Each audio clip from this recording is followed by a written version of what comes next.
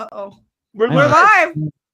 I know, but I don't even know what that button does. It's supposed to play like an intro video, which I don't even have an intro video. Ooh, I edited this video for you. Hold on.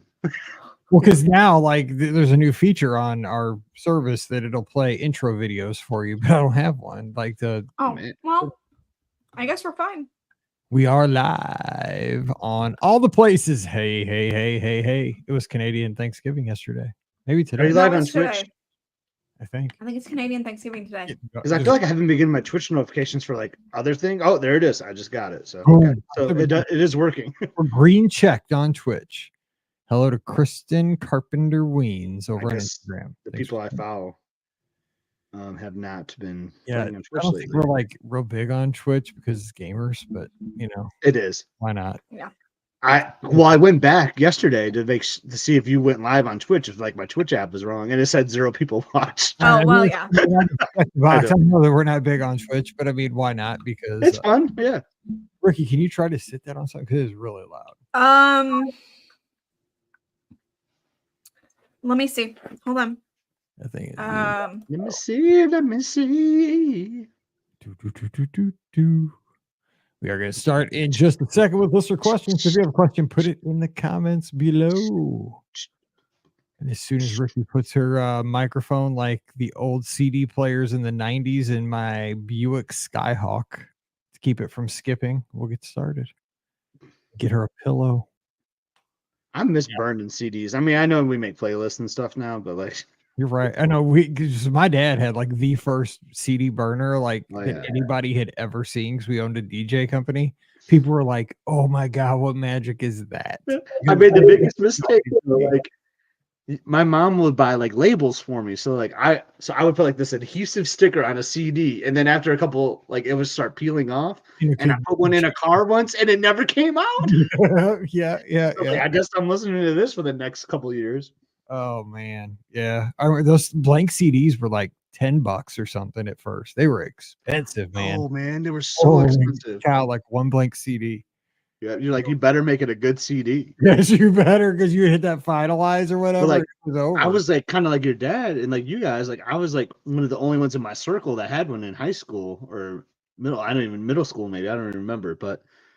So everyone would come to me like with songs they wanted, like, "Oh, yo, can you make this mix for me?" And like, so I was like, "Well, yeah, I'll charge you if CD's $10, man. I need some money." Because ours wasn't. I mean, it wasn't a computer. It was like a standalone unit, like a Pioneer or something. Oh, dang. Okay, so that was well before when I was doing it. Yeah, well before computers. Like it was. Oh, here comes the dog. Now it'll really rattle. I told her to get the rattle out of the mic, and she brings the dog. Oh my god, what are they showing on the news? Oh, we got a question already. I love it. Thank you, Diane. I'm gonna be visiting Magic Kingdom for Mickey's Very Merry Christmas Party too. I'm not. Dude, I'm like I was trying to make some math work. I was trying to make some math work today because like if I took 2 days of tickets off, it's only like $140 for like all three of us. It is crazy cheap. Like just to add on like 2 days to like a Magic Your Way ticket. Because I was like, oh, if we took 2 days off and added like a Jollywood Nights, would it be worth it? And I'm like, I still don't think it's worth it. I'm trying to do both parties, and like I just can't make financial sense. Yeah. I finally booked my hotel room for Marathon Weekend today. Get out. Wow. Coronado. So this is around the time you did last year, because remember I told you I'm listening to last year's podcast. Yeah, and it was like around this time that you booked Coronado, and then you booked your Disneyland one at the same time. Yeah, I've already got Disneyland because I'm at Hojo. So Disneyland, I haven't booked my flights yet for Disneyland, but I got to book I'm gonna book my flights for Marathon tonight on points. I'll have free flights. So I have enough points to have free flights probably for both. For that's Marathon. what you did last year. My life is exactly the same every day. You are a routine person, and you booked Coronado too. It's funny. Like it might be the exact podcast. Probably. That's so same funny, thing. man. I was probably going to book Pop last year and it was sold out, so I went to Coronado. This time though, I have a king bedroom because it was the discount of an AP right now. Okay, probably I went to King once. Me and Liz did one at like Riverside once. It was the room felt kind of weird, almost like yeah. Oh, this is I know. Well, because I always put my suitcase on the other queen, and Yeah. like this. That's how I usually do it. But I'll figure it out. It'll be fine. I'm not worried about it. Anyway, I think we're good. Rikki, got the rattle out. As far as I know, I mean, I can't Yeah, tell that's you. good. Just shake, Don't move. rattle, and roll. move. Here, yeah, that probably did it, but They're good. you know, Do do do do. did it? Okay, yeah, you're good. Just don't move. Okay, let's see. Don't move a muscle. Got it. Move. Perfect. What's that from? It's from Mission Space. Terminator. Yes, Oh, Gary Thank you. Sinise. oh yeah, it Yeah. is. Yep. Okay. When you land and you're like tipping over, like don't move muscle. Mhm. And I feel like this is WDW today, like Scopa, like starting off with like Yes. Yeah, we can do that. They have a better hour in a minute. That's Okay, fun. what number is this? 2573. Here we go. I liked it when he would do that though with the quote. I did too. I did. That was a good thing. That was fun. Here we go. Welcome to episode 2573 of the Be Our Guest Walt Disney World Trip Planning Podcast. I'm your host, Mike Rallman from BeOurGuestPodcast.com and one of the senior agents over at the Magic for Less Travel. Happy Wednesday to you. Hope you're having another great week. And again, we didn't say this on Monday, but happy Thanksgiving a few days ago to our Canadian friends. And what that means to all of our American friends is that turkey and stuffing have to be just around the corner, which is a great thing because, well, I celebrate my birthday around Thanksgiving, and so does Scotty G's wife, Elizabeth. We're birthday buddies. So the best time of the year coming up here very soon. But this is a pretty sweet time of the year right now as well.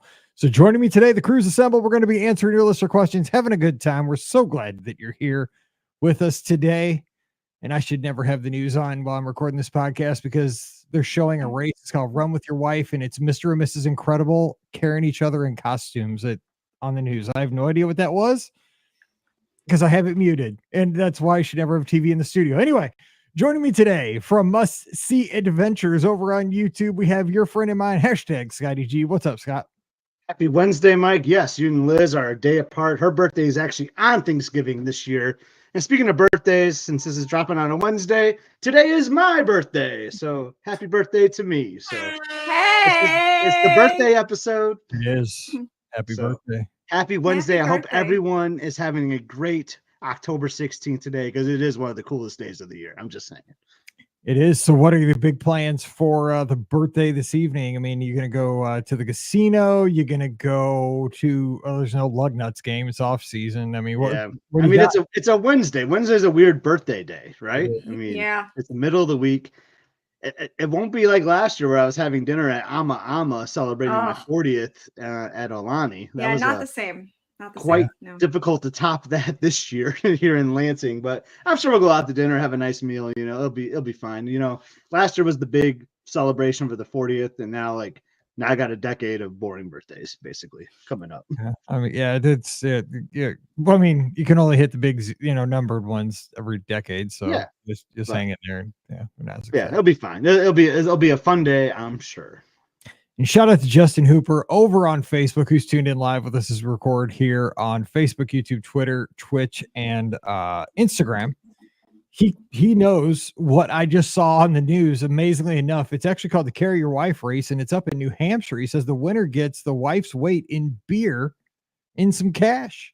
And apparently the winner was dressed, the winning couple there was Mr. and Mrs. Incredible. That's why it caught my eye.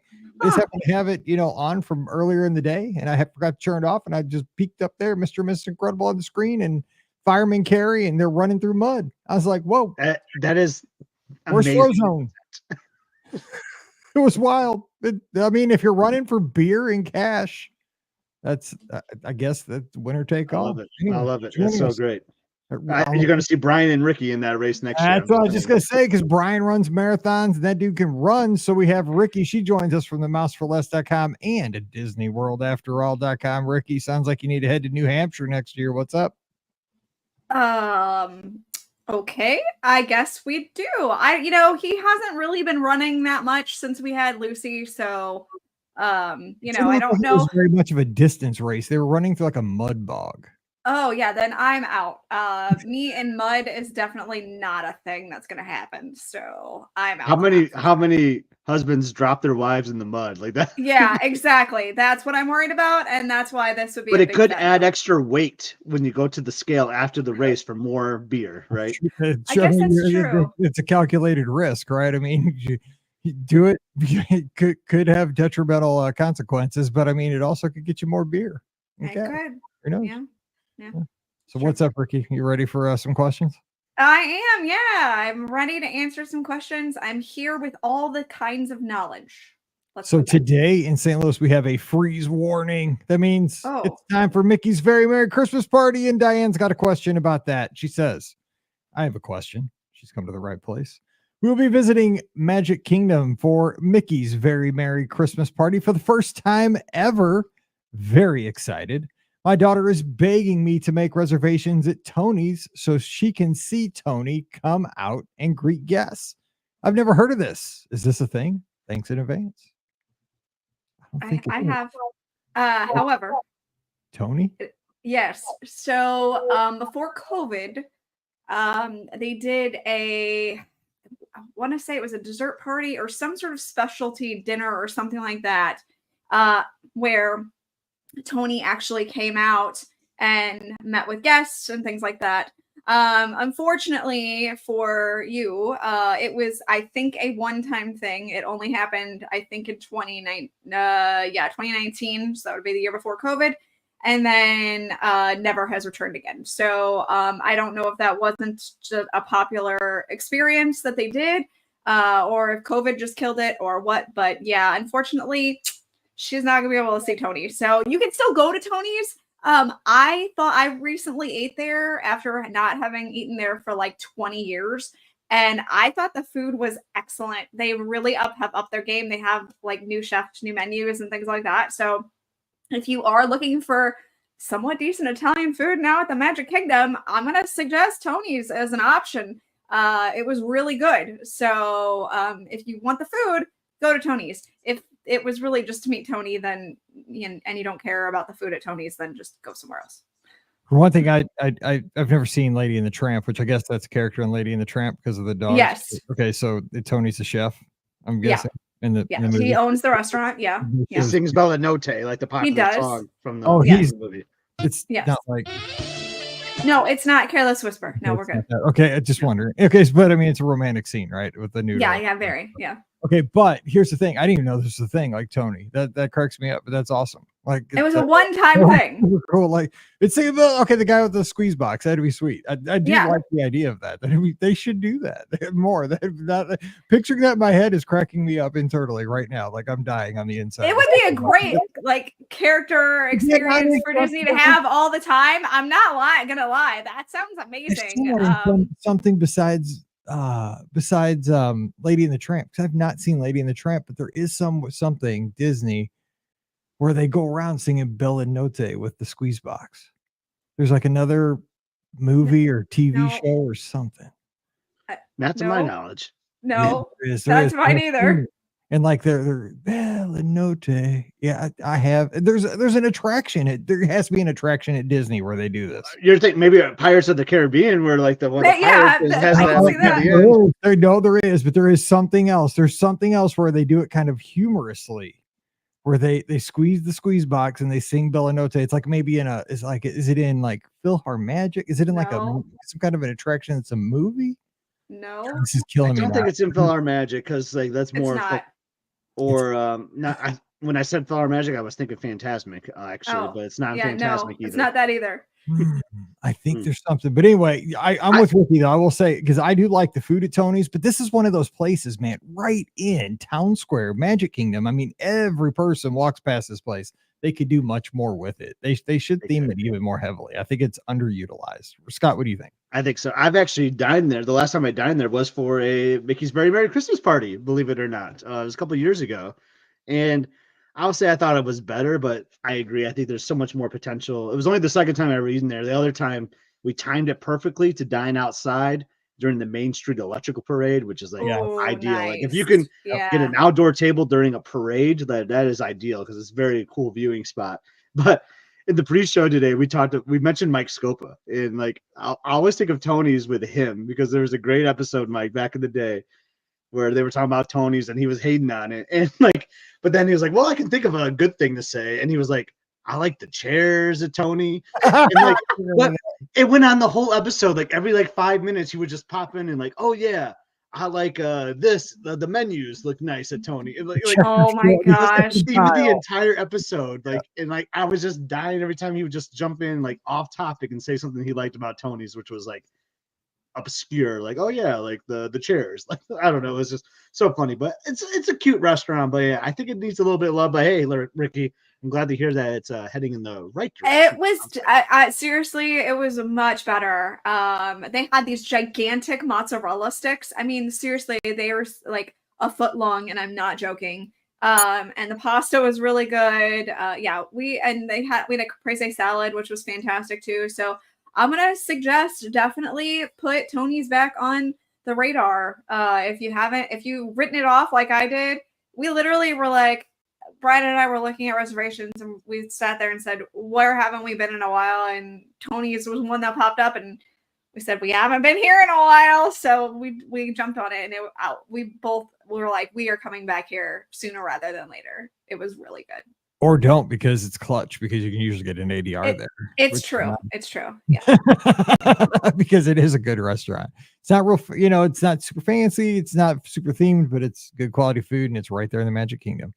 All right. You know what? Frost warning tonight in St. Louis means it's time for Wine and Dine race weekend. We have a question about Wine and Dine, and it is from Lori. Oh, she's in Poplar Bluff, Missouri. I have family down in PV. Let's see what it says. Hey, Mike and BOGP crew, longtime listener, and enjoy everything y'all share each week. I'm confident you'll have an answer to my question. I'm glad she is. Yes, me too. My best friend, a BOGP Lizard newbie, is running the Wine and Dine 10K and half marathon in a couple of weeks. This is her first time to run this particular race, but she has previously run the Springtime Surprise 2 different years. Typically, we stay at Pop Century, and I, as the good friend and cheerleader, get up and board the bus with her super early, send her off to her corral closer to race time, and then hang out at the finish line bleachers until she finishes. I love cheering on all the runners. Here's my question. This year, we're upgrading and staying at the beach club. For the day of the half, I would like to board the bus with her, like typical, but I am, if instead of hanging out for 2 to 3 hours waiting at the finish line, return to the beach club, maybe on one of the late arriving Run Disney buses or a minivan or a lift, to be able to see her run by the resort at mile 3. She will be in one of the last corrals to start. She did not submit a proof of time. Then get back to the Epcot parking lot to see her finish. I'm guessing a minivan or a lift again, because I'm not sure I could get to or into the park at International Gateway and walk to the front to the finish line in the parking lot. Any thoughts or tips would be greatly appreciated. Thanks, Skip, for all you do. Scotty G, if you decide at the last minute to fly in for Wine and Dine to cheer on the Lizards, let me know if there's a Lizard rooting section I can join. Mike, I'm the former coach and cheer mom for the from Poplar Bluff that reached out to you last year after cheer stayed at SEMO. Oh, I know. Okay. Yes. I'm still bitter at Jackson, by the way. Okay. But Poplar Bluff did well this year, by the way, out at Lindbergh High School. You guys rock. Go Mules, by the way. That's their mascot, the Mules. Good luck to Mallory and her team at this year's state championships. I won't be at Mizzou to see them because of this race weekend. We already had booked. We can't wait to see how they do. Thanks again, Laurie in Poplar Bluff. Go Mules, HOWELL. Let's all hit 0. Okay, that's out of the way. Talking about seeing the runners, and Scott, you've done this, and with Elizabeth, and Brian's done this. Rikki, you've done this because you've manipulated the half marathon cheering stuff. You're probably the best one to answer this, Rikki, because we're typically on the course. What do you think? Beach? Yeah, but it's for Wine and Dine, though. Yep. I haven't done Wine and Dine. The course for Wine and Dine. Well, what is the course? So I'm looking at the course. So yeah, so the 3 mile mark is going to kind of go. So it starts through like World Showcase and Epcot, and then we'll hit like the Boardwalk area resort. Yeah, I thought it changed this year. Yeah. I think that might be right. So the full marathon is going to change. Oh no, that's the one that changed. Okay, got it. So that is doable. So I mean, you would just have to rely on the transportation, right? So, I mean, Laura, I know you're trying to be a great best friend, but like I almost wouldn't even like go to the corrals, like, and just stay at the resort and just start your morning like by cheering.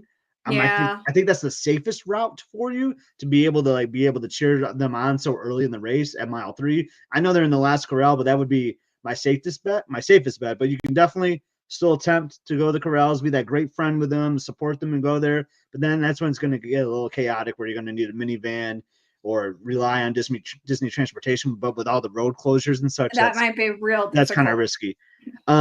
But yeah, I love the idea though after that, because you will have a good time frame from like mile 3 to like mile 12 where you can cheer at the Epcot parking lot. That's where I always cheer for Wine and Dine. It's an awesome spot. So that's where you might run into some other lizards too. If you just hang out like where the kind of like where the buses like drop you off. There's like this little route where the runners go by, like between like mile like 11 and a half and 12. They come down this hill. It's a great spot to see your runner and all that and cheer everyone on. Give them that last little boost for the last mile. You can definitely make it from there, from the beach club, either a minivan or even a bus to Epcot, because they'll drop you right there in where the buses go. I totally agree with you. I would not go to the start with them. I would see them off at the beach club lobby that morning and just say good luck, and I'll see you when you come by at mile 3, because that is just going to add so much complication to the equation, and it's just you're going to be hard up to get back, and it's going to add a lot of drama. See them at mile 3, make your way back over to the finish, or like Scott said, that parking lot stretch as you're entering back into Epcot. Yeah, it's a good spot to be. And I mean, so the buses might not be running that early yet to Epcot, because I said you could take a bus to Epcot. I'm forgetting like how early these races start. So a minivan might be your best bet. And you can just drop them off like where they normally would drop off, like if you're going to Epcot, because you'll be right there where you can do the cheering for that last stretch.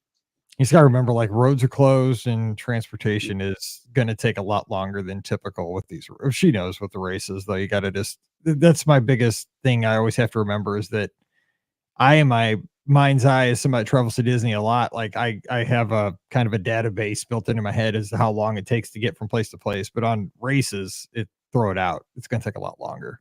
But good luck. And hey, you're a good friend. I mean, you are a great friend for cheering like this. And every person is lucky to have a friend like you. So they're very. And who knows, Lori? Maybe I will show up. There's still time, right? I can make that last minute flight.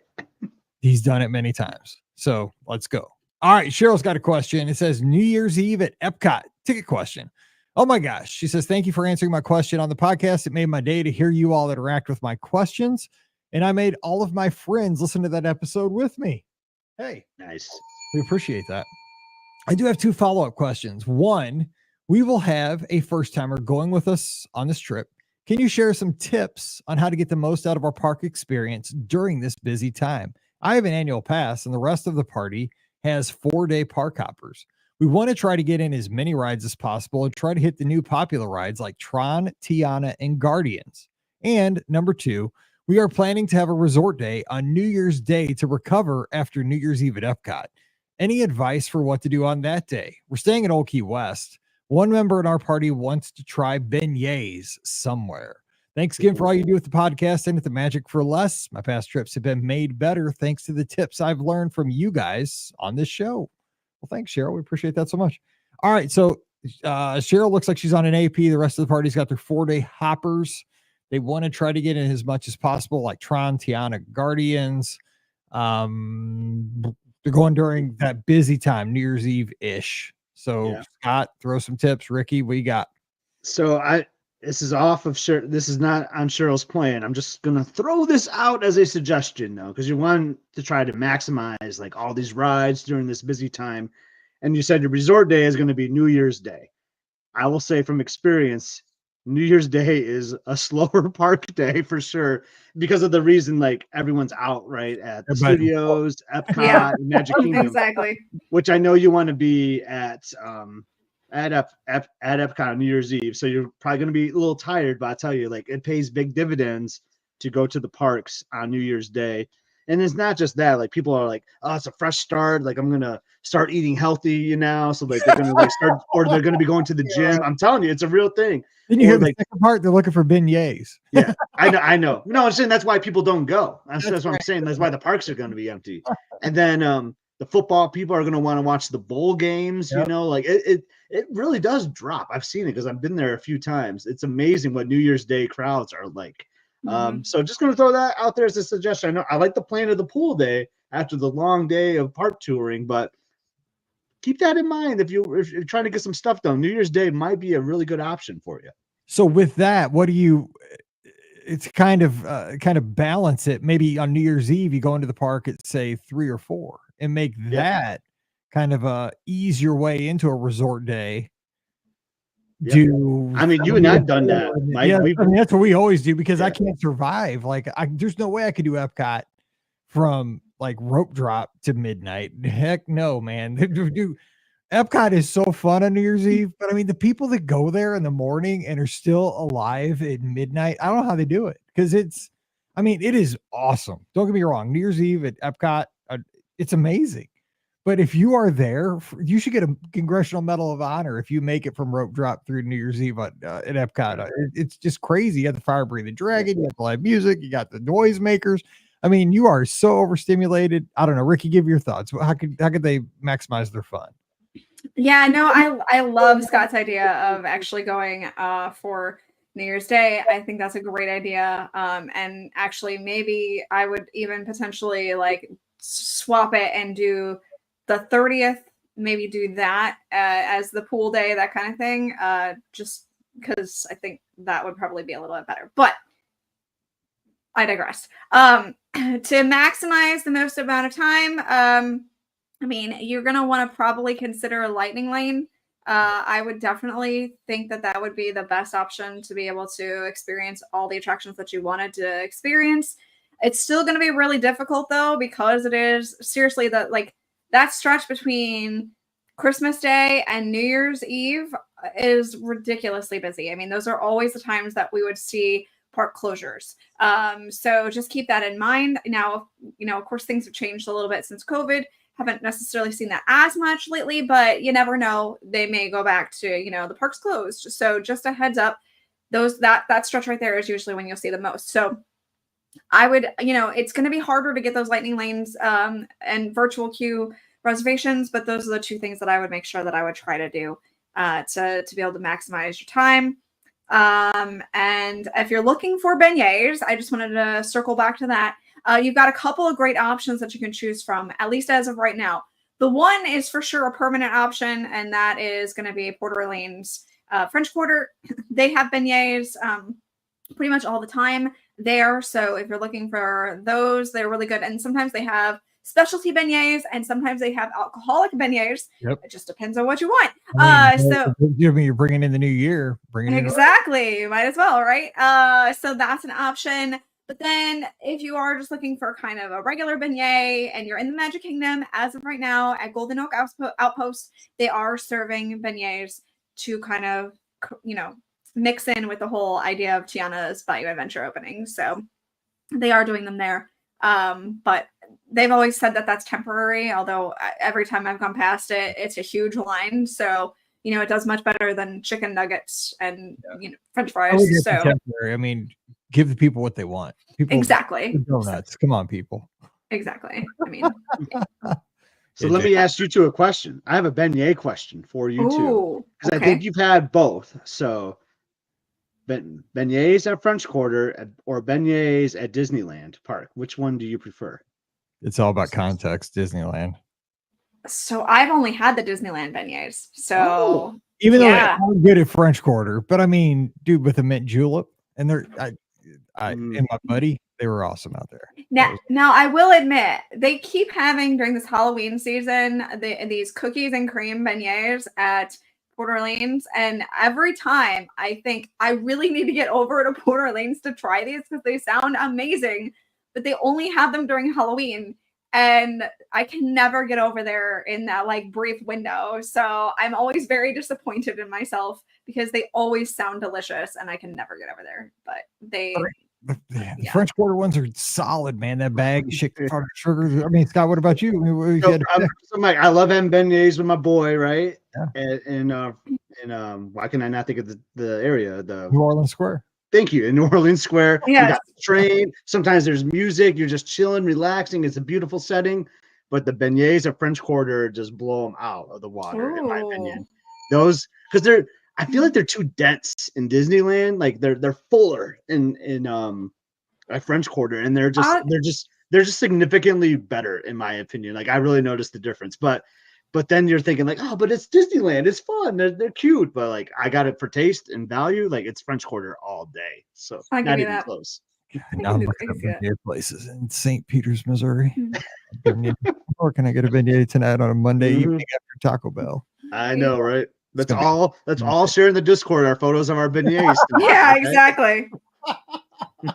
Struggle bus. But you can't go wrong. You can't go wrong with any of them. Like, No, you like can't. the setting, the taste, they're all great. They're just like a little different. But yeah, you can't go wrong with a beignet in your hand on vacation. You just No. And I was thinking though, they're at Old Key West. Here's what I would do, just real quick. Because you're looking for an easy day. I take the boat on the Sassagoula, like the Disney Springs, grab some lunch, and then instead of take the boat back, but on the way back, go to French Quarter, grab your beignets, stroll around the resort, catch some jazz music, just walk off the lunch, and then just right back up to Old Key West. There's your relaxing day right there. And that is. I mean, if you could time it right, depending on the day of the week, you can see the live jazz music playing at the lounge. Like, oh man, so good. That's why we're here. We're here to get Also, you. way to go, Jason, on rubbing it in, by the way. He says the cookies and cream ones are really good, and thanks a lot. Yeah.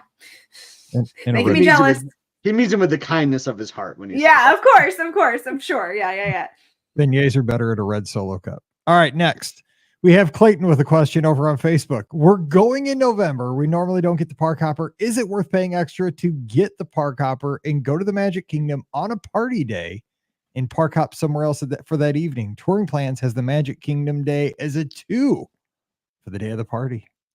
Those days are awesome. I'm telling you what, man, when you go, because people for the most part, will avoid the Magic Kingdom on the day that there's a Halloween or a Christmas party, hard ticket event. Man, it's tempting. I mean, the park hopper is not cheap, but it depends really too if you're going to use the park hopper for the duration of the trip, because it's something you don't add for a day. It's something you add for length of stay. So if you got a 9-day ticket, it's going to cost you the same as using it for 2 days. Like it's like you want to use it for every day of your stay. I'm probably not saying that right, but you want to make sure that you're going to use it as much as possible. You're not just going to always use just for that one day, be able to hop more than one day. But yes, that day you would love that day and then be able to hop like the Epcot that night and have fun there. I would say if you can afford it, that day would be lovely. Oh, it's economics though. Yeah. I would say. Sure. I mean, the Pam Forster, I feel like I'm here for Pam today. So the Pam Forster answer is yes. Yes. You get the park hopper because it's almost like your insurance policy in a way too on that too, because like there could be a time where you go to Animal Kingdom or whatever, or you go to the studios and you're like, man, I would love to go to Epcot tonight and see this. And like, boom, then you have it, and I always say like the parks just have this different personality about them from day and night. And like, I feel like you get 2 days in one when you have the park hopper. Like if you go to Magic Kingdom in the morning and then you go to Epcot at night, it just feels like you live 2 days as opposed to Magic Kingdom in the morning, Magic Kingdom at night. It all feels like it's one day. I just love like that separation. I don't, that's just a preference for me. I don't like spending the same park all day. I like to hop, but that's just the nature of me because I'm normally an annual pass holder though. Yep. Justin says we did no park hopper one trip. We regretted it. Those few times we use it, it's a game changer. So there's a little feedback. But Mike said, if you can afford it, right? I know it's costly to upgrade, especially if you're only if it's like a 2-day ticket too, that's tough. That's tough to do, but yeah. All right. And he said we'd have to use it at least 2 days because there's no way he's missing Happily Ever After. There you go. Yeah. Gotcha. Watch out for that though, because I'm in the same boat with November. I'm going in late November and those with Jollywood Nights in there too, like it's really has messed up my planning schedule. The flow is gone. Yeah. Like, okay, like all right, I'm gonna get an Arcuzzi's this night so I can watch Happily Ever After. That's normally my move. And like, oh shoot, there's a Christmas party that night. The fireworks are at 10. It's not even Happily Ever After. Like, okay, well, I'll watch it after I'm at Hoop-de-Doo at the fort. Oh nope, that's a party night too. Like I've had to like readjust like all my plans, and then you throw in the Hollywood Studios one, like they don't do Fantasmic or they do like a super early Fantasmic, then that messes with me too. So definitely watch the hours. Like you really got to be strategic when there's 2 hard ticket events happening in the month or the week that you're there. You're playing checkers and Disney's playing chess. Yeah, that's right. So they basically planned it for me because we're staying deluxe. Like when you're staying at the cabins on points, it's considered deluxe. So there's 2 deluxe extended hours, so that like So they basically planned my whole trip based on that. All right, Animal Kingdom's gonna be the first night because it's deluxe hours that night. Epcot's the last night for deluxe, so we're going to Epcot that night. I mean, yeah. So it's all thanks Disney for planning my trip for me. Yeah, right. Check, please. All right, Shaggy's in the chat with us over on YouTube. Thanks, Shaggy. Good to see you here. He's staying at Caribbean Beach for the very first time during Halloween. Is there something that I should not miss? I will say, during Halloween, watch out for Goofy with the chainsaw. He does hang out down by Trinidad and Tobago. So be careful. No, so he's actually specifically for the resort. I mean, there's nothing real specific for the resort around Halloween, Rikki, is there? I mean, they will probably do a movie, Under the Stars. It will probably be Hocus Pocus, if I had to take a guess, or Nightmare Before Christmas, one of the two. Halloween 2. No. Definitely not that. But the resorts, the resorts do have like a resort guide, and I would just go to the front desk and see if they're doing anything special for that day. They probably won't have anything announced ahead of time. It'll be, just a pop-up kind of thing that they'll have for that day. But you never know. I mean, sometimes they've brought out characters dressed in Halloween costumes. Sometimes they'll do fun, not Goofy with the chainsaw. Stop it. Sometimes they'll do, fun activities by the pool, that kind of thing. So you might see that. You don't usually do anything like trick-or-treating or anything like that. But you'll definitely have for sure the movie Under the Stars. I can guarantee you. So I think some do trick-or-treat because I've done trick-or-treating at resorts before. Do they? Okay, that's cool. But I think it just depends on the resorts. I sound like a broken record here, but I've said this so many times that resorts some are ran better by their leadership than others. So I will always say Port Orleans are like the best managed resorts out there. And they just do such a fun time with like activities and things like that. We run Disney events, other things too. But I would say Caribbean Beach is up there too. Like last time I stayed there for Caribbean Beach was actually over a holiday. It was New Year's. And they had so many fun things happening with like photo frames, that you can take photos with. So I have a feeling they'll have like Halloween themed photo frames and they'll have all sorts of activities like Rikki is saying, like you really don't know until like the week of when you get like the exactly planning guide. But I'm not gonna say for sure they're gonna do trick-or-treating. I've seen that at Old Key West on a trip that we've stayed there, but I've also been at All Star Sports on Halloween and they didn't do trick-or-treating. So it's like I think it really depends up to the leadership of the resort. I think Caribbean Beach has some strong leadership, so you might see something. And hop over to the Riviera too and see what they're doing. They might be doing something fun too. It's true. Yeah, it's true because you got the Riviera and you just pop over there because they tend to the Riviera. I will say the Riviera, and again because it's a DVC resort, and I think that kind of helps. Yeah, the resorts kind of tend to also their audience, but they also this was built more recently, and I think they kind of thought about these things more in the planning. They have almost that like yard, like that patio kind of area with like the bocce area. Yeah. And they tend to really, that's utilized, I think, for special events like Halloween. I could totally see them busting out something there.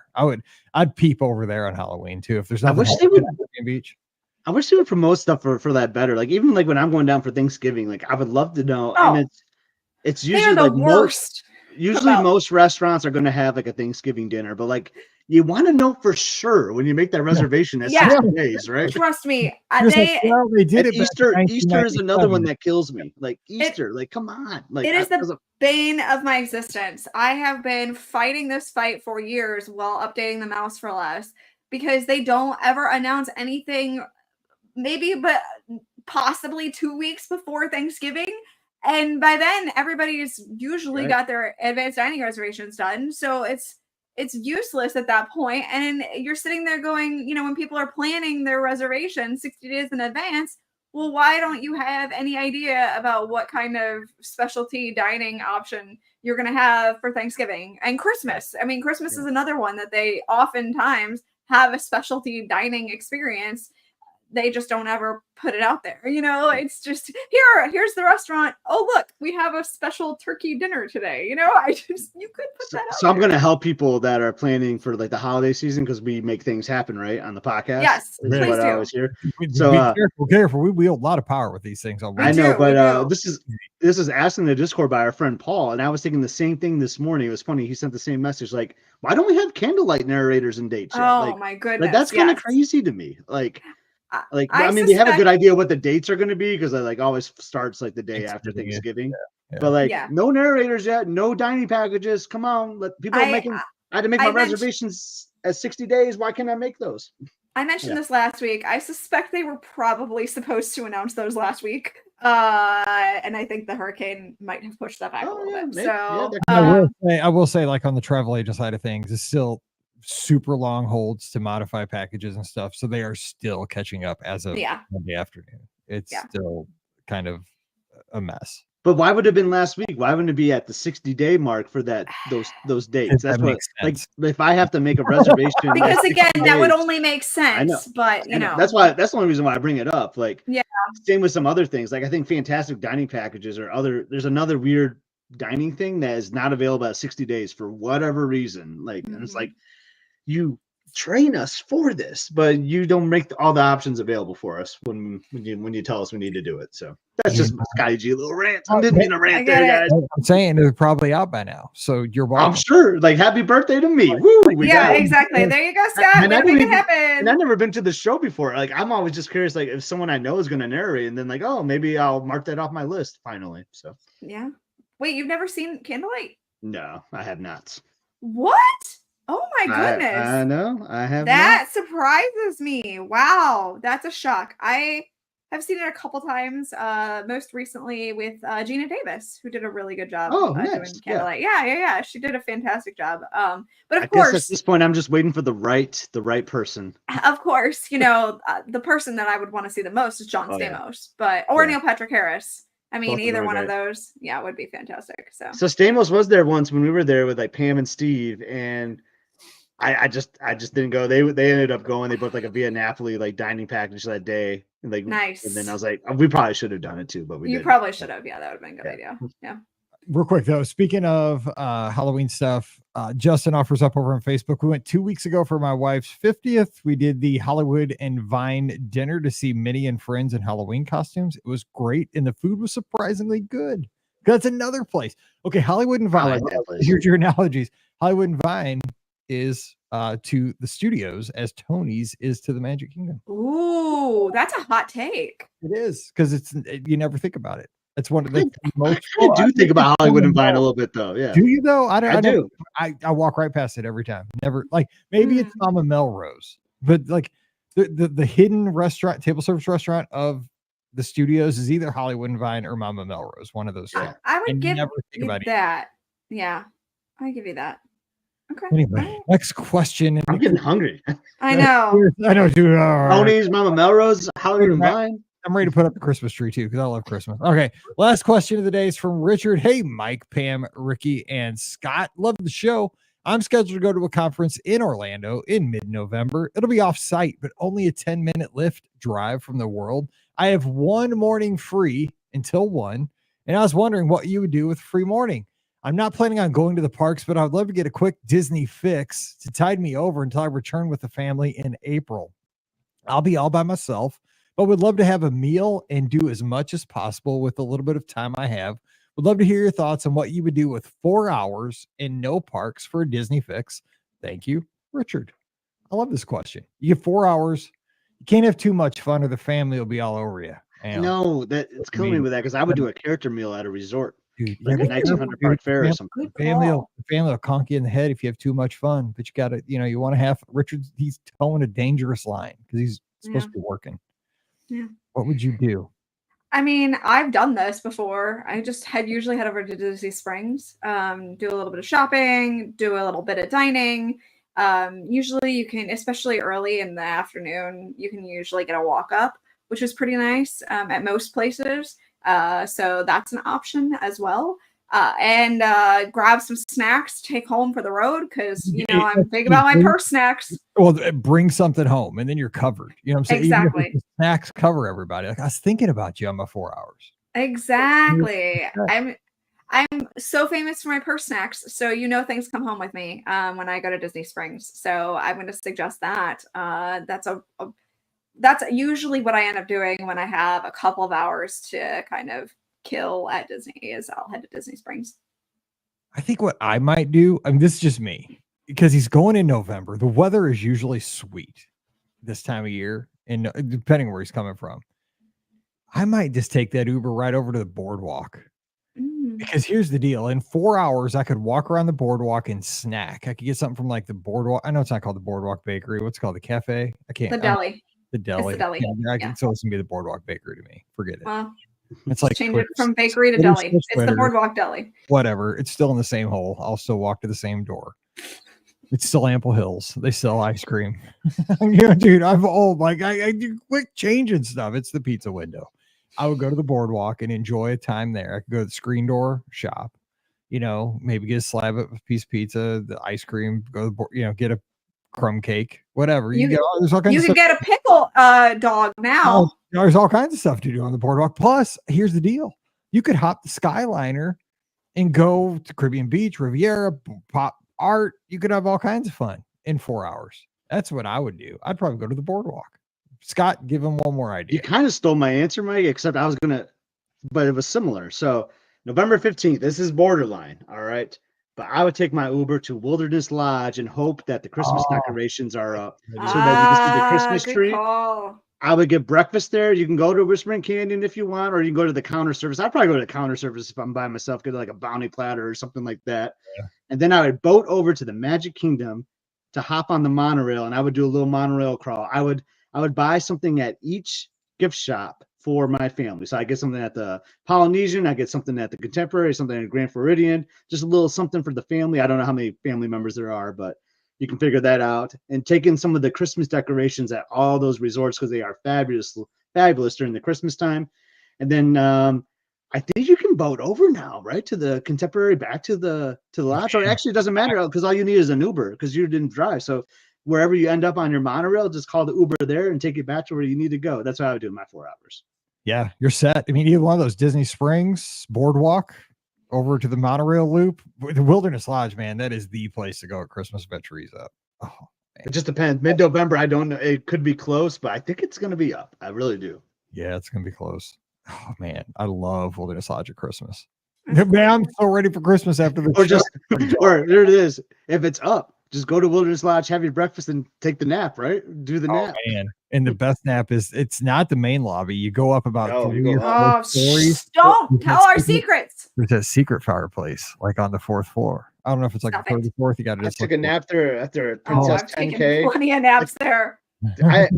This is wrong, but like I took my shoes off too. Man. Yeah, for sure, for sure. I fell asleep. I don't ever do barefoot. I'm not a barefoot person, so I had my socks on. But like, yeah. I just relaxed on there, and like Liz snapped a photo of me because I was just like zonked out. I mean, nice. Early run Disney race, man. Like I've lived a whole day by like 11 a.m. Oh yeah, no kidding, man. There's just no tired like Run Disney tired. Yeah, I fell asleep up there one time so hard that like a custodial person was vacuuming and like vacuumed like right into my leg. That's oh my gosh. Like, right into my leg. I was like, sorry. That's funny. I felt like I was like at home, like my wife was telling me to pick up my feet. Like it's totally how I felt. Anyway. But Richard, the key here, you gotta let us know. You gotta let us know what you did. I want to know if you went with Rikki, Mike, me, or you just went D. None of the above and did your own thing. I want to know. Yes. I know. He had a better idea. All right, that's going to do it for today's show. We're going to be back on Friday, and what we're going to talk about is attractions around Walt Disney World and Disneyland. We're going to go to Disneyland, too. We're going to combine the two. This is actually a suggestion from one of our listeners. Better in the day, better at night, or better in the wintertime, better in the summertime, better different times of the year. So we're going to kind of throw out an attraction and talk when it is at its optimal experience. So come back for that. And if you're joining us live, we have a lot of folks tuned in live on all the places. Hang around with us and help us out. Give us some feedback during the show. Don't forget our podcast today brought to you by the Magic for Less Travel. We'd love to help you plan your next Disney adventure. No additional cost to you, and lots of little goodies too for booking with the Magic for Less. Onboard credits for Disney Cruise Line, Disney gift cards, Walt Disney World, Disneyland Adventures by Disney. Check it out today over at themagicforless.com. Please also use our Amazon affiliate link when you shop online. One extra click supports everything we do here on the show. It's beourguestpodcast.com/Amazon. And thank you so very much to our Patreon supporters. You're our all-stars. You make this show happen. You can support us as well. Just $5 a month. It's like a cup of coffee a month.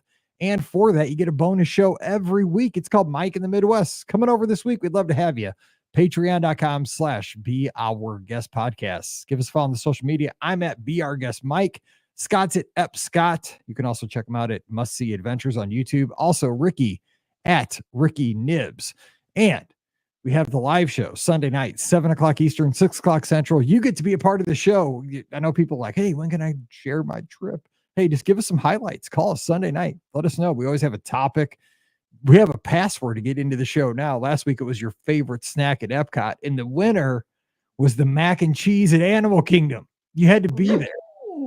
I'm telling you, the winner, the best snack at Epcot was the mac and cheese at Animal. You had to be there. Wait, the best snack at Epcot? Okay. Yes, you had to be there for the call. I'm telling you, man, the Sunday night shows are out of control. They're awesome. Okay. All right. It was our friend from North Carolina. Like he was like legit, like, and then he realized, oh, you said at Epcot. Oh, my God. But it had me and Mike rolling though. It was so good. That's fantastic. Yeah. I'm telling you, Sunday night, you got to be there. They're so fun. 7 o'clock Eastern, 6 o'clock Central. Give us a call. We're going to do it again this Sunday night. Facebook, YouTube, Twitter, Instagram, and Twitch. Also, we're in the clubhouse. The conversation never ends. It's our listeners. No ads, no nonsense. Coming over to beourguestpodcast.com/clubhouse. All right, we'll be back again on Friday. But until we get back together again, it's your job. You got to stay safe. You got to stay healthy. And we'll see you real soon. Alrighty. Save as. Wait, no. Why is it? Oh, yeah, there it is.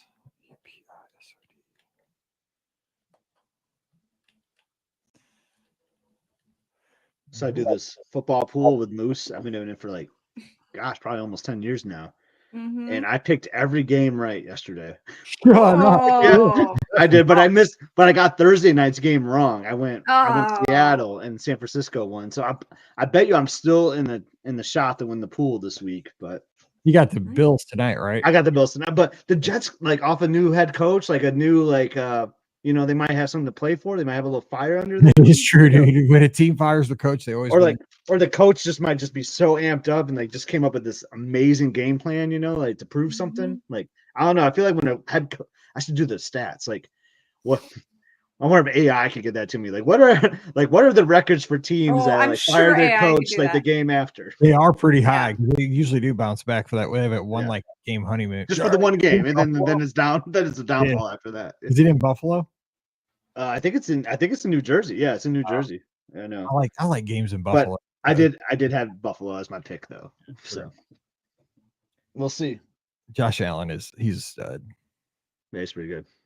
All right. I mean, Buffalo was always my AFC team when I was growing up. So yeah, I did like him in the Jim Kelly when Jim Kelly and Thurman Thomas so close every year. Oh, I remember that was Norwood that missed Scott Norwood. Yes, I'm like, oh man.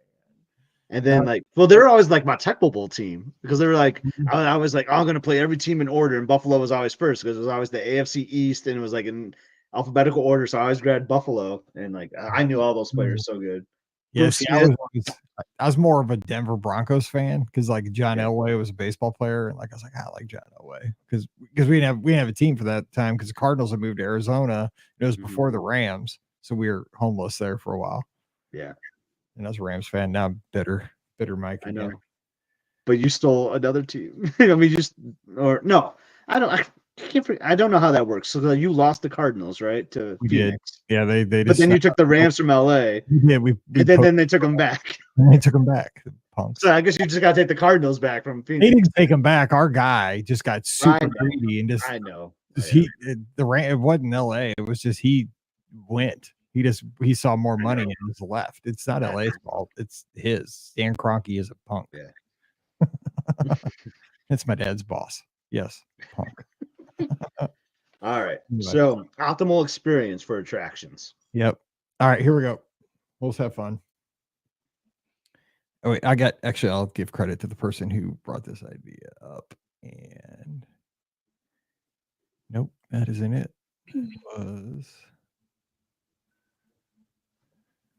Yep, here it is. It was from Carl. All right. 40. I'll make sure I get this on 44-1, and here we go. Everything's going to be night for Rikki because she doesn't get into the park early. Yeah, exactly. I don't know what you're talking about. What's this morning you speak of? Yeah. What is that big ball of sun? I don't know what that is. Fire. Mm-hmm. Welcome to episode 2575 of the Be Our Guest Walt Disney World Trip Planning Podcast. I'm your host, Mike Rallman from BeOurGuestPodcast.com and one of the senior agents over at the Magic for Less Travel. Happy Friday to you and welcome to homecoming weekend at Mizzou. I know it is also, I believe, homecoming weekend up in East Lansing, Michigan for the Spartans. I don't know about Georgia, but Georgia's playing Texas this week, aren't they? Oh yeah, they're on the road. They're down in Austin. Yeah, so it is not. That is a matchup. Holy cow! By the way, I mean, you've seen the memes. If you're any kind of a sports fan, if you have scheduled a wedding this Saturday, what are you doing? If I had to go to a wedding this weekend, it's harsh because you got Tennessee, Alabama, you got Georgia, Texas. You got a lot of Mizzou plays Auburn. We need this game. I mean, I have my good friend Ian, big Auburn fan. Talk to you Sunday. Love you, Ian. All right, let's talk Disney though before I lose any other friends. As I'm at the zoo on 11 o'clock on Saturday tomorrow. We'll see you there. Anyway, we're going to talk Disney. We're going to have fun today because we're going to bounce from Disneyland to Walt Disney World and talk about attraction shows, experiences, maybe even dining that is better maybe at night, during the day, maybe in the wintertime, in the summertime, just different times of the year. When is it its optimal experience? And to do that, little virtual vacation here to kick off the weekend, we have Scotty G. Check him out at Must See Adventures over on YouTube. What's up, Scott? Happy homecoming week, Mike. And you know, I've been catching up on like I say, catching up in quotes. I mean, I listen to the shows live. I download them all, as everyone here should be downloading all the podcasts of Be Our Guest. But I listen later, you know. So as you know, I've been doing this walking challenge, and I've been listening to a lot of old episodes. And I just heard you say this like yesterday as I was on a walk. Did you know that Homecoming was created in Columbia for Missouri? So I'm surprised you didn't say that just now because I heard you just say that last year. Just getting ready to say it. Yes, Homecoming is officially created at the University of Missouri. Yes, there you go. And then the Spartans are having homecoming. We got Iowa coming to town, big game. Shout out to our friend Jason. He's going to be doing some reporting for the broadcast, sharing some stats. So big shout out there. And yeah, go Spartans, go Tigers.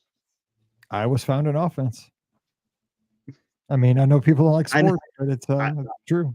I know. And the Spartans are still a new head coach trying to rebuild, you know. He was actually doing some recruiting at a local football game. My friend spotted him at a school a couple towns over this last weekend. It was our bye week, and he saw John Smith out there doing some recruiting, and he's a Michigan fan, so he gave him a bad shout out. I'll just say that. I'll let you keep it on there. I love college football. College football is undefeated, man. It is the best. Yeah, I love when they come in on their choppers for Friday Night Lights. It's the best. They're like God. It's just, I'd love to live that life for like 5 I'm excited for the weekend. Excited for this topic. I'm already starting to write down some ideas. Happy to get into the weekend with the two of you today. Let's go. Best way, talking Disney, because nobody loses when you talk Disney. But college football, usually. Heartbreak a lot. Well, sometimes you're right. It has. It's given me heartbreak once or twice. 2020 was not great. Rikki from the mouseforless.com and to DisneyWorldAfterAll.com. Rikki, how are things down in Georgia? What's up? Oh, am I still part of the podcast? Oh, okay, cool. I didn't know. I wasn't sure. I didn't know. But you're not really a Dogs fan, but your coach, man, wiped out he took out like a Mississippi State player. I mean, just totally blasted him on the way to a referee last week. But we're not going to talk about that. Go ahead. I wouldn't know. I don't care. We don't talk about we don't talk about how the dogs drive either. But go ahead. No, they don't. I could care less. Very quickly. Go ahead. Yes, could care less. No, we have a really great weekend in store, actually. So we are going to there's a fall festival at Lucy's school we're going to go to. There's a kind of a fall festival at a local civic center that we're going to go to, and that's all in the same day at like the same time. So we got to try to get to both places at once. And I think my in-laws are in town, so I think we're going to another kind of festival. So it's a festival kind of weekend, I feel like, this weekend. Lots of things going on. We'll see how this goes. Is this on Saturday, anytime between 11 and 10 at night? Oh, the festival? The one, I mean, yeah, I think they both, like, they're both, like, in that sweet time of, morning or after late at like early afternoon, late morning, early afternoon. So yeah. I'd imagine you'll have lots of elbow room at that thing in Georgia. I mean, sometimes not. It won't be that bad, I'm sure. So I know what you're getting at. Anyway, yeah, it'll be fun. Yeah, Cool. yeah. I mean, I'm sure it'll be fine. So yeah, All right. Have fun. It's a big deal here, but it's not as like people still go and do things. I'm just saying, like they leave their house In Georgia. Yeah, in Georgia, they do leave their house and they go do things, and then they maybe watch the game later, or they watch it, like while they're walking around. They have these things called phones, and you can stream it on your phone, like outside in public. So, there's that. All right. Let's talk Disney. Let's get to it because I'm super excited for this topic. And it was actually a show suggestion from Carl. And he said, I think I have a good idea for a show, which is to say attractions you should definitely do after dark and which ones you should do during the day. For example, he says, Slinky Dog is one to go on at night, while Star Tours is a daytime ride to get out of the sun because the ride is indoors. You may have done this in the past, but I don't recall ever listening to this topic. Thanks. And Carl is in Franklin, Tennessee. Nice. Oh, Franklin. That's where Franklin's your place, man. Our regional headquarters are in Franklin. Yeah. That's right. Nice. He'll be maybe at Neyland tonight or tomorrow or tonight. Tomorrow. It's Friday. I can't remember what day of the week it is because we do these. Or maybe just where the powerhouse Vanderbilt is playing. Yeah, that's true. Vandy. You don't mess with Diego Pavia. Anyway, so here we go. I love this idea. And he's practical. He's more practical, like Star Tours inside. Let's get out of the sun. It's hot. I like not that. Bad. Yeah. And Slinky Dog is beautiful at night. Toy Story Land in general is awesome at night with the Christmas lights and so forth. But Scott, you said you were making a list. So kick us off. What do you got? I was making a list. I'm checking it twice right now. Yeah, I was going to say, yeah. And I'm going to go with one because I don't want anyone to steal it. Yeah, okay. Smart strategy. I stole your thunder on Wednesday with Boardwalk and stuff. So we're going to go to one of the greatest theme parks in the world, Disney's Animal Kingdom Park. I knew that was where you're going. And you have to do, I did like a double here. You got to be the first group on Kilimanjaro Safari, and you have to do it like in the wintertime where it's cooler temps because the animals are going to be a little more active. I think it's going to be a more comfortable ride. So I like doing a wintertime, early morning safari ride because it just doesn't get better than that to me. Great way to start the day. The animals are active. You're comfortable. Your safari driver has a fresh voice, so the narration's going to be good. They're not tired. It's just a great experience. And honestly, is one of the greatest attractions ever made. So it's long, it's educational, it's so much fun. So got to go with the safari first. I can't add anything to that. That's perfect because the animals are charged up, the drivers are charged up, everybody's fresh, and perfect time to do it. Mm-hmm. That's exactly right. And it is a long attraction, and it is the soul, it is the heartbeat of that park. I say what kills you though. So if you're trying to do the negative to that, I would say, if it's like you're trying to get a lot done that day, it sucks so much time out of your day, right? So you do that, you're going to be behind on a lot of other things. So like optimal planning would probably be to go to like Flight of Passage first, right? And then maybe Navi River Journey. But I feel like you get that best experience going there, but then you're going to have to play catch up on some of the other attractions during the day. I will say though, I have done this before, not the morning one, obviously, because look at who you're talking to. But I've done the nighttime one, but not the one where it was before, where they had like the weird like screen that made it look like it was Honey Badger. Sunset. Yeah. I mean, I've done that too. Honey Badger. That was so weird. I mean, it was a great idea in theory, but maybe not in execution. But anyway, when they're about to like close for the day, because we all know Animal Kingdom closes the earliest. I mean, they're closed at like 7:00 or earlier, I feel like.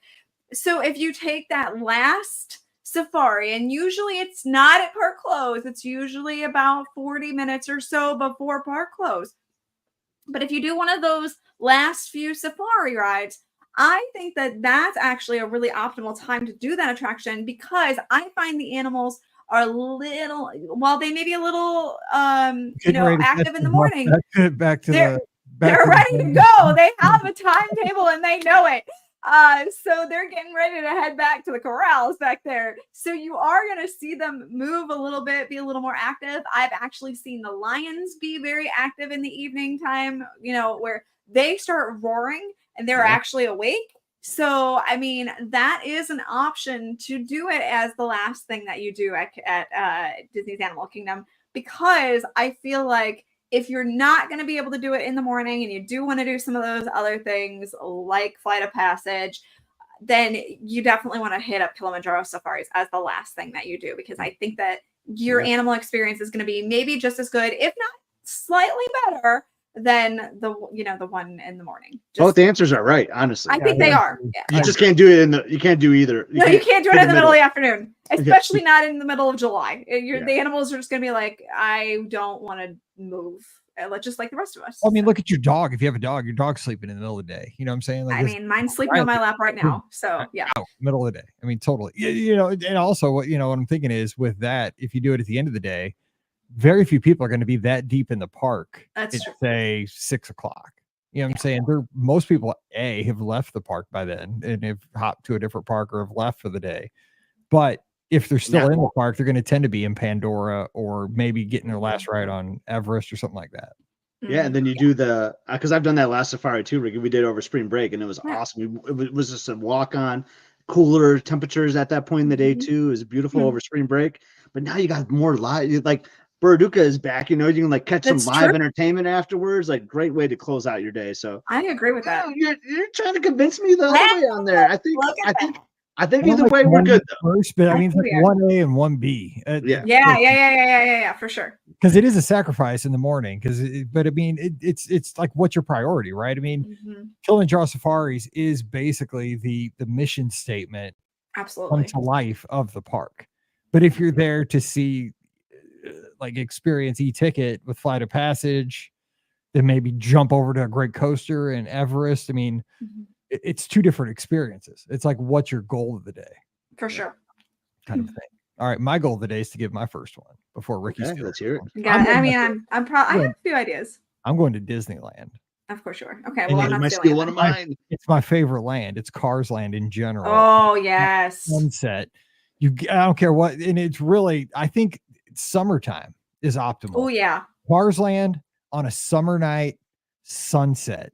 Yeah. Right at that corner in front of Flo's. And I mean, you can do any of the attractions. It doesn't matter. You can do Mater's, or it's especially Luigi's though. Luigi's at night is. Oh yeah. Do Luigi's. I'm telling you, I don't know why I love this attraction so much. Radiator Springs is probably one of my favorite. It might be my favorite attraction. I love Radiator Springs. That's the only attraction I've ever bought an individual lightning lane for. And I'm so tight. I will not spend extra money, but I did once and I didn't regret it. I paid $18 to ride that ride. I did not regret it. I can't believe I'm saying that out loud, but I loved it. I had a smile on my face, saw the waterfall, went through the rocks. We raced the other car. That is such a great attraction. It is so, I'm smiling about it a year later. It's great. So at night though, it's even, it doesn't matter what time really, but at night with all the neon, but I think there's something about, because I mean, we grew up kind of on Route 66 here in Missouri, and it's just like, it just reminds me of summertime. I don't know why, but that's like my context of life, like summertime, cruising Route 66, neon lights, warm, like shirts and, shorts, shirt sleeves, shorts, just the music playing. God, I love that. That's my jam. Okay. So that's what I would say for Cars Land in general. But Luigi's is the best. I love Luigi's is so good. Cool. Yeah. And it's just fun it's fun when you're on it, but I love being like in the corral before, just watching everyone before me. Like, cause it's fun when I love it when everyone puts their hands up in the air when you do that last spin. Yes, that's so fun. And the music is really fun. Like, you got Luigi talking, like it's so good. And then all the neon. Oh my God, why can't we be there right now? I want to be there right now. Man, that is such a good land. That is so you good. Can't. I mean, you missed the whole biggest part of being there, and that's for the Shaboom.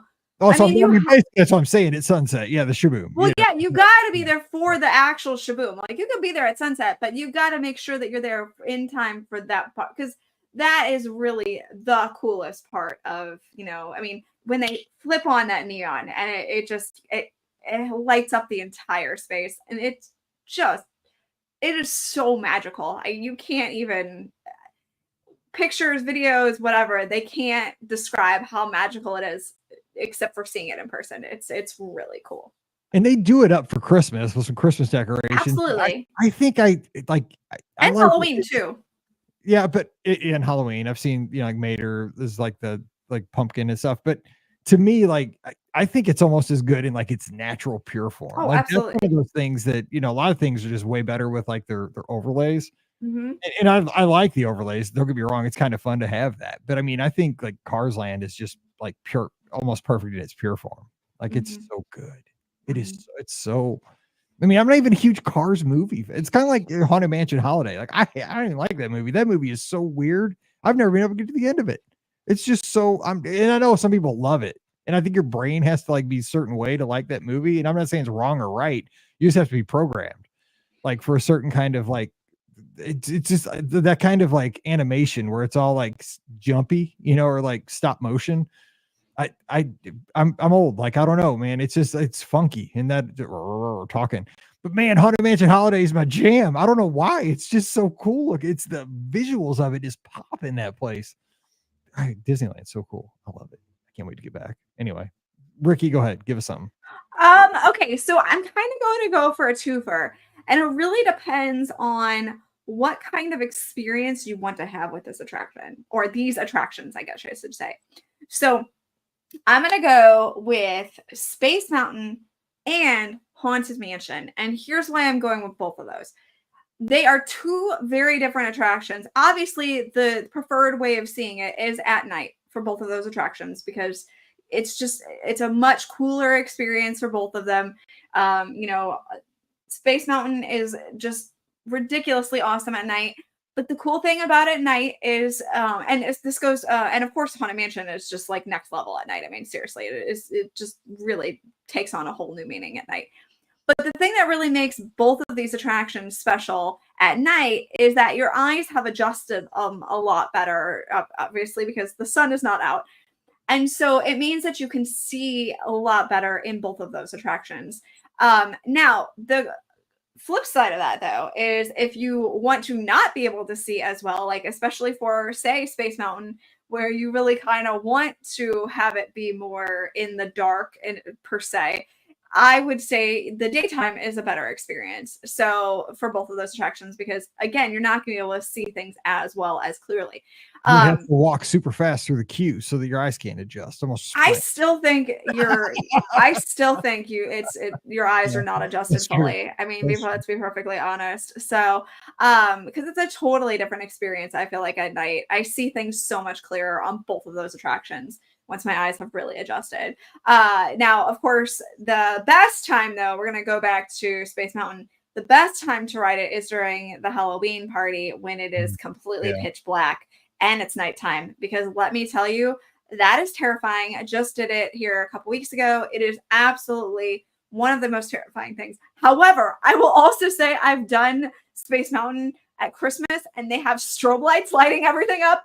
That's in a weird way almost scarier because of the fact that you can see everything and the lights are like flashing everywhere and you're like, oh my gosh, this attraction looks so rickety. So, definitely, that's a totally different, ball of wax there. But yeah, I think that, both those attractions at night for me is the better experience. However, I can absolutely understand why you'd want to do them in the daytime too, because you might not want to be able to see as well. Quick hot take about Space Mountain 2, real quick. Just as somebody who's been to Walt Disney World many, many times, we all have, and our listeners have too. And when it's dark and you can't see the track, which is most of the time, right? And you have the track memorized, as we all do, right? But you forget what side you're on, like right? And you think you have it memorized. So like, because it's a rough ride, especially at World, it's a rough ride. And like sometimes, because I'll ride it like I'm an idiot. Like I'll ride it over Marathon Weekend. Like you should not ride that thing in Marathon Weekend because your body is so sore anyway from all those running, and you probably shouldn't be on it anyway. That thing is so it tears you to shreds. And so like you have the track memorized, you can kind of like tense yourself and like, okay, you're getting ready to go left hard. But then if you forget what side of the track you're on and you prepare yourself for like a 90-degree left turn at like 30 miles right. Mm-hmm. Oh, dude, it like moves your rib bone. You know what I'm saying? Like, I mean, it's so painful. And I know this like old man problems, but it is so, I mean, it could, I mean, like you got to go to the chiropractor when you come home. It's crazy. That thing is so you shouldn't be guessing on that track. it's just brace for anything because it is kind of like a minor like fender bender every time you ride it. It's like a Matterhorn. The Matterhorns too. Oof. At least you could see where you're going. So. Real quick, Matterhorn better at night or during the day because there's both elements to that. I don't think I've ever ridden it at night. I've only done it today. I've done both. It's so much better at night. Is it? I'm sure it is. Yeah, so. I've never thought about it, but I've never done it during the night. Huh? I need to make that fix that. It just like with the Yeti and everything, it just like it intensifies the attraction more for me. It's again tears me up, man. It's like it tears everybody up. But I would say that the Dark Space Mountain though during the Halloween party is the greatest. It is so great experience. Yeah. One year we were with the Andersons and so in Beth and we all got on. I don't think Beth did, but like we didn't know that was going to happen. Oh, and like me, Hugh, and Emily and Wade were like, "This is the greatest thing ever." And I remember like, but then like the line was so long, we were trying to do all these other things, but it was like right before park closing, and we were like Frontierland. I think we just did like Booty U or whatever. Me, Hugh, and Emily, we like kind of looked at each other like, we got to go for it, right? So we just did the dash, like we were talking about like quick, like intense like things, like how quick can you get from one point to the other? Like we had to set a world record for how fast we got to Space Mountain, so we could do it again. And then I think we did it again right after too. Like it was like that is like the greatest Space Mountain experience ever. I just love it so much. Cool. It's so great. Wade knows he's in the chat right now. Like it was so awesome. Wade might have came that second time. Like I don't know. Like I just know like it was for sure me, you, and Emily, and we just ran through that part to get a second experience because it was so good. When it was pitch black though, were you guessing where the turns were? You couldn't. Like you can't, man. yeah. Like you can't see anything. You don't know when a turn is coming at all. No, it's like playing not even close. roulette with the track, man. I am not playing that, man. I am too. Oh man, I'm too. It's like you think like, oh yeah, it's dark, but like you can see the track a little. I feel like, and especially if you've ridden it enough, like you were saying, like you can guess those turns. Yeah. But at the Halloween party, no, it is. Man, it is so good. It's fun to do the people mover too during that time too. That's true. That's true. All right, Scott, give us another one. So I was gonna go with a restaurant because we've done like 3 rides.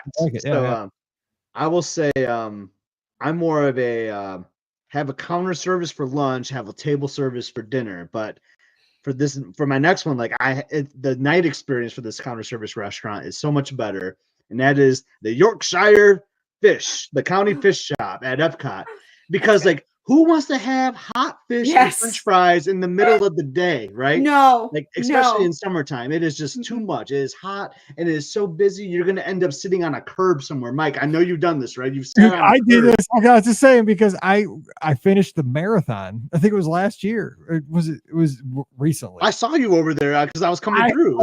I fought through the crowds to get to that stand. I mobile ordered because the thing was they wouldn't let me across the path. Or I was trying to get across to Cheers. You know how it is madness in Epcot, right? I was trying to get to you. I was trying to get to Elizabeth or something. She was on. I ended up running right by you at that point too. I think. Yeah. So I was like, I smart, right? I was like, I mobile ordered some fish and chips.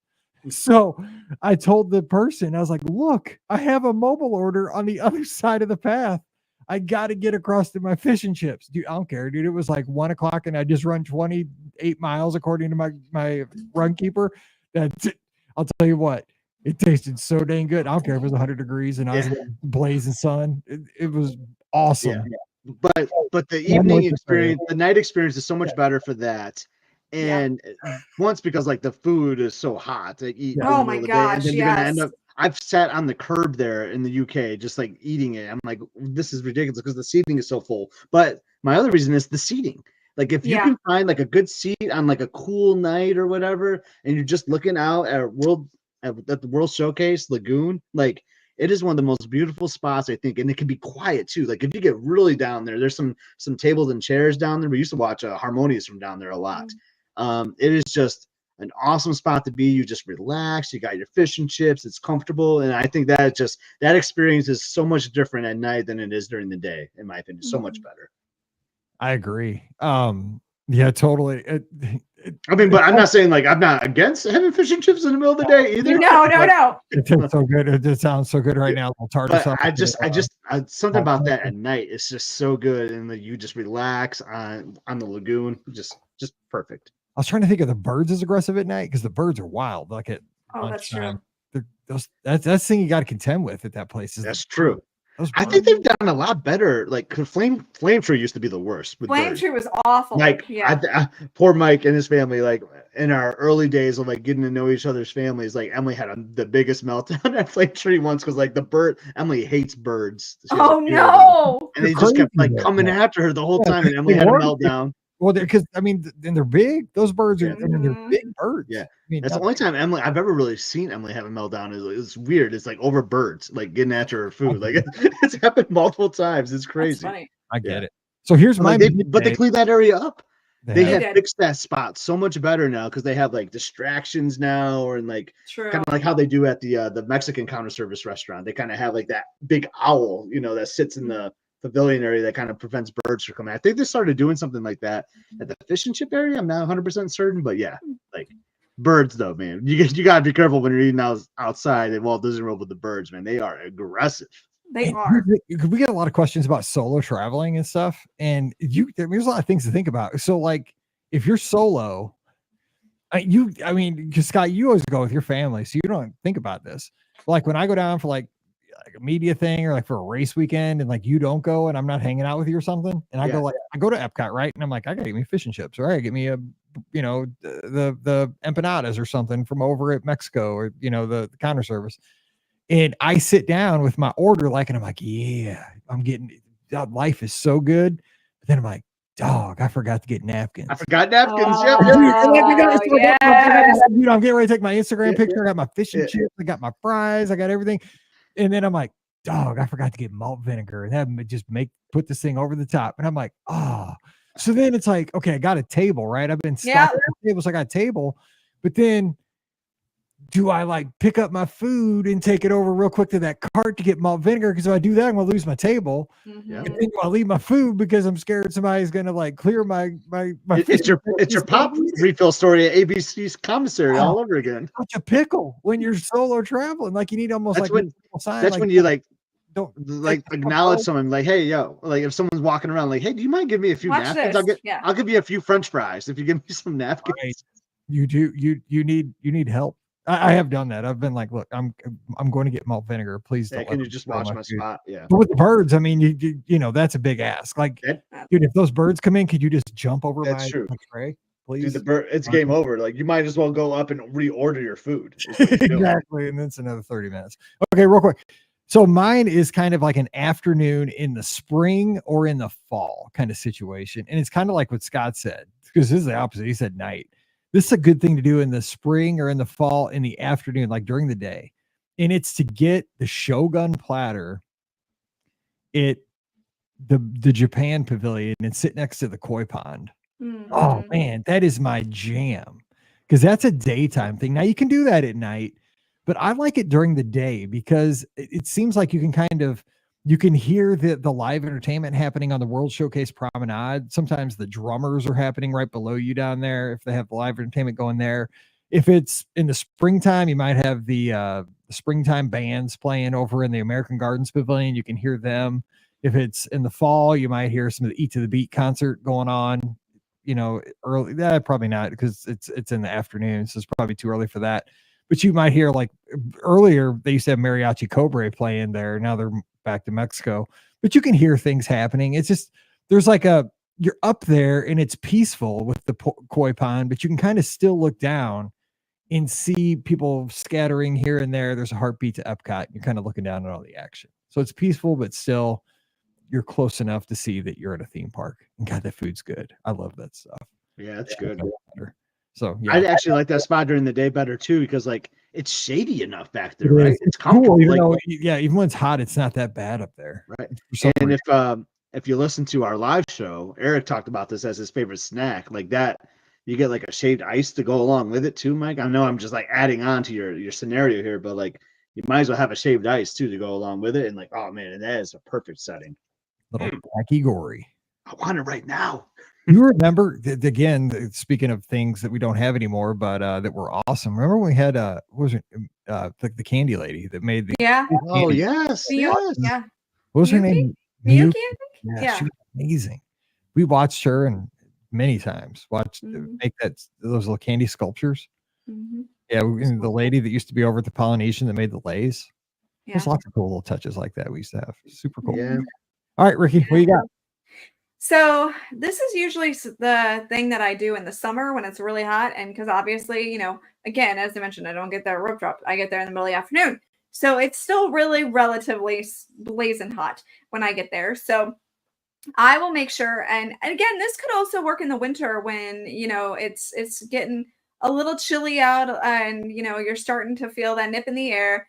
I end up doing attractions that are mostly pretty much all indoors at those points of the day, like especially at the Magic Kingdom. So I'm gonna hit up, you know, the classic attractions at that point. I'm gonna hit up Carousel of Progress.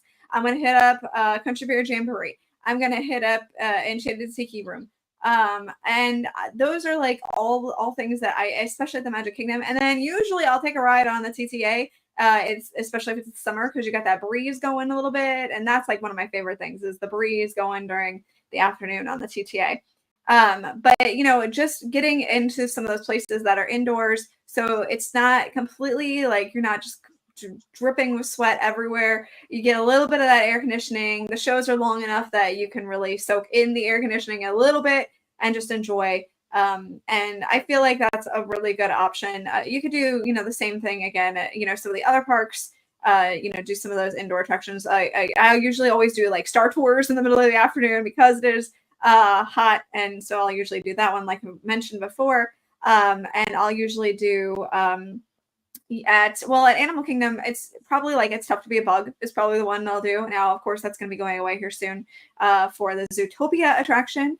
Excited about that one. And then at Epcot, I mean, you've got a lot of choices there. You could do the Siege, and you could spend the pavilions help you. And you know what? Yeah. It kind of, you know, I've had days where I've been freezing at Walt Disney World in January. Exactly. I just want to be inside. I mean, you know, and like the opposite, like going into this time of year can 100%. You know, you just want to be like, because like on windy days, there's just those raw days every once in a while.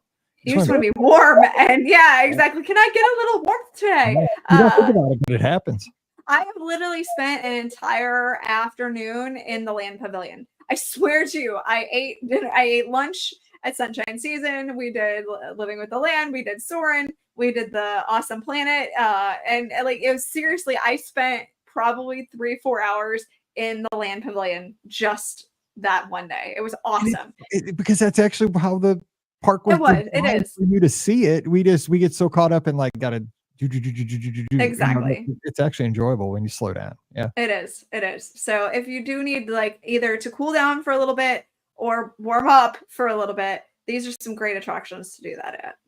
Yeah, that's a good idea. And I like, you know, warm up and cool down, because that's you know, both kind of weather extremes, which exactly, because we've hit both obviously at Walt Disney World for sure. Or even like a super rainy day, because there's days now, you know, you'll see like it could be raining from 8 a.m. to 8 p.m. But you still, you know, you're on vacation. You only get X amount of vacation days. You don't want to sit in, you know, your room at Pop Country for 12 hours. Just poncho it up and bear down, you know, have fun.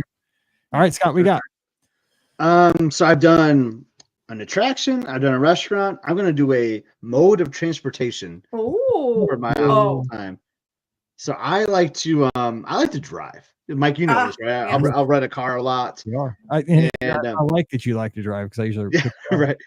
And then like, so because I'm not the biggest fan of the buses, but I like the Skyliner, I like the monorails, and boats are my number one. But there are times though where like I will think about my strategy for like, how long are we going to be in the park, especially in the summer months? Like, how long are we going to be there?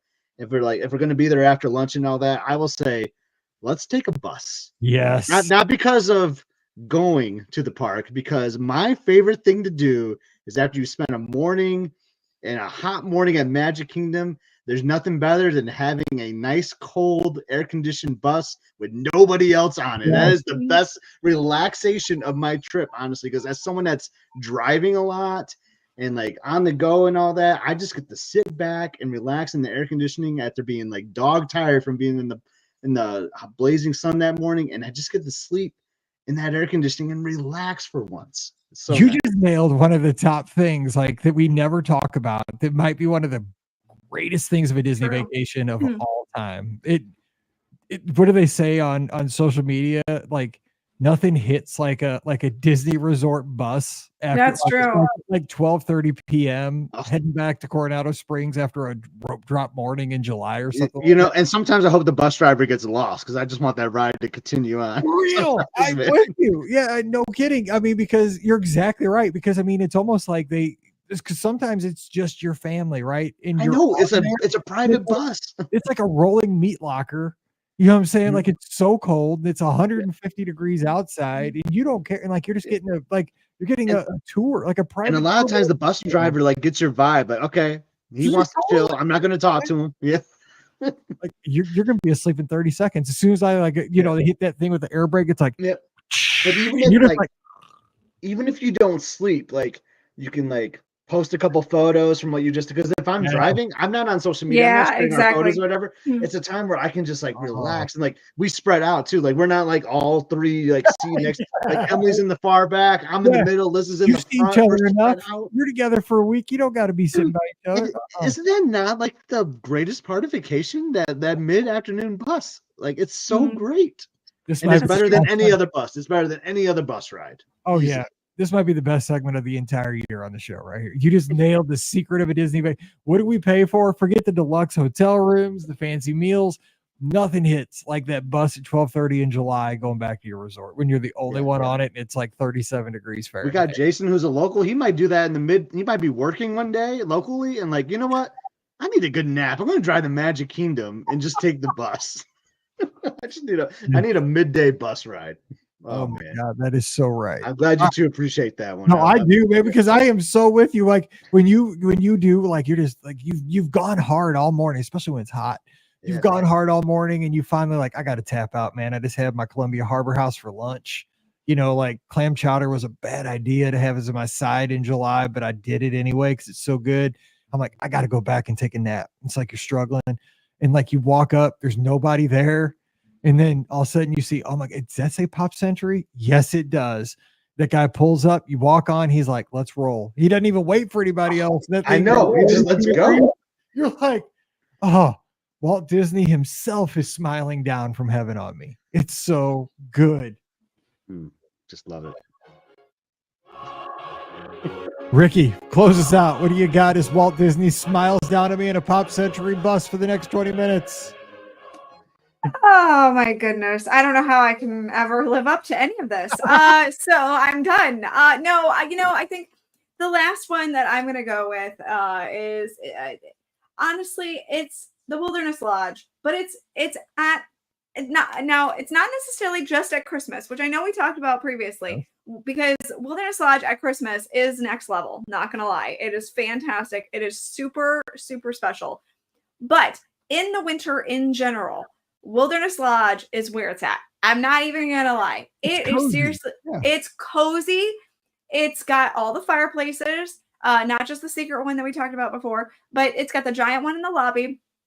It's just got that rustic feel that feels like winter to me. I don't know how else to explain it. It really does feel like winter. And it's just, it's such a homey feeling. You know, I can cuddle up with a book and hang out in the lobby or somewhere and just relax, and it's perfect.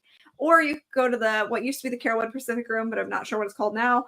Hang out there and just, chill and relax. And it's so wonderful to hang out there in the winter and just enjoy a little bit of relaxation on your vacation, because obviously, that is an important part of vacation. That's why you're doing it, is to relax a little bit. So just take it in and enjoy. And I feel like this is the best place to do it, especially in the winter. You can't go wrong here at Wilderness Lodge.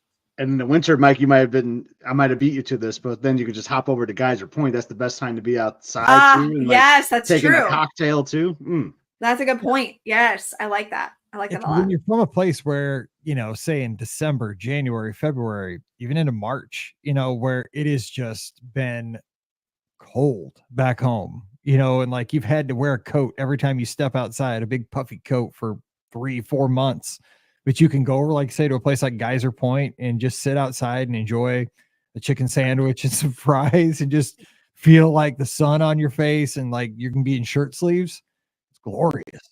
So good. And then you go back into that beautiful resort, all the things Rikki was just saying about. Oh, man, I want to be there right now. Oh, so I good. know, it's so perfect. It is seriously one of Brian and my favorite spots to go in the middle of winter. We just kind of usually make a reservation at Whispering Canyon most of the time for breakfast, but a lot of times we'll do it for dinner and just hang out there for a little bit and relax. And it's the perfect like winter experience.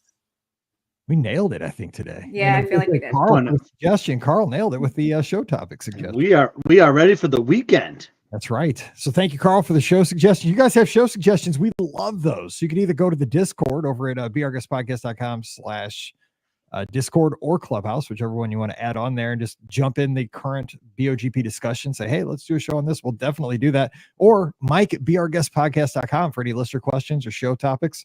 We love it. This is our show, all of us together. So we love this. So thank you again, Carl, for that suggestion.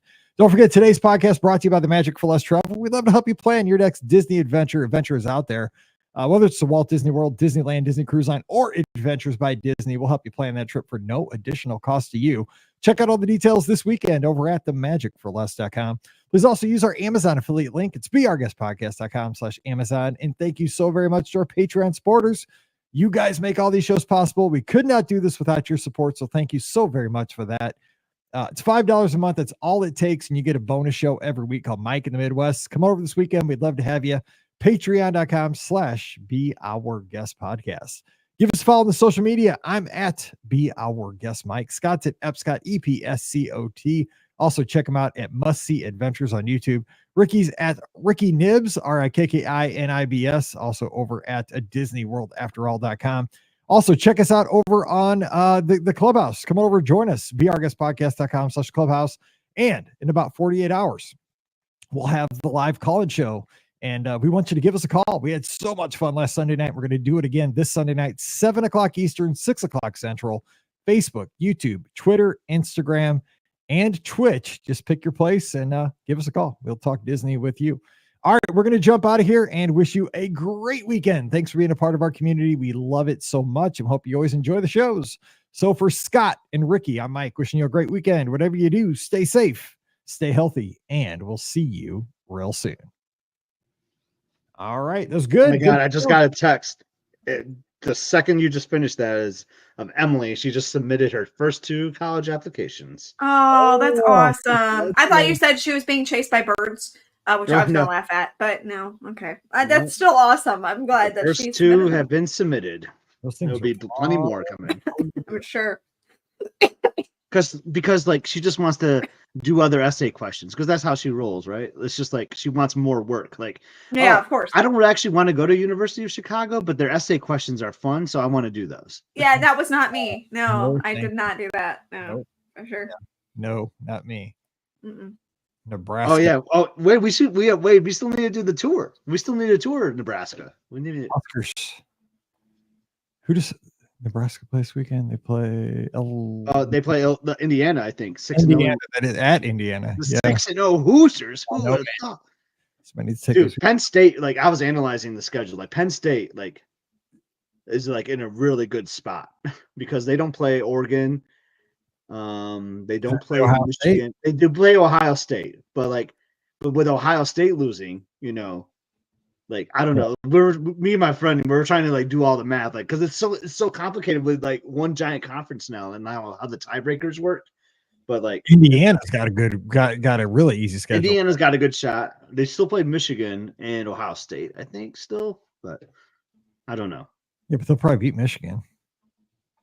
Possibly. I think Michigan's still good, but I like to say that. I like to do the reverse jinx so that Michigan just keeps on losing. They don't have a quarterback. Anyway. Yeah, exactly.